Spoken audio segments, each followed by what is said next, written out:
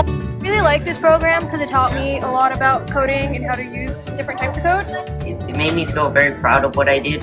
My experience here has been amazing because I never believed that I could make an actual video game before. It was very fun seeing all my work come together. It was hard in the beginning, but when you practice and you get to play around with the program, it becomes really easy and fun. This is awesome.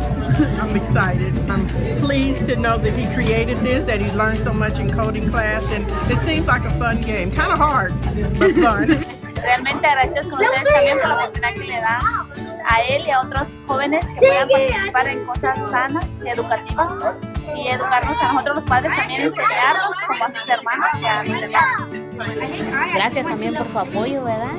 Sí, porque lo están apoyando en hacer algo bueno, ¿verdad? Y diversión, y es algo, una diversión sana. Sí, y gracias.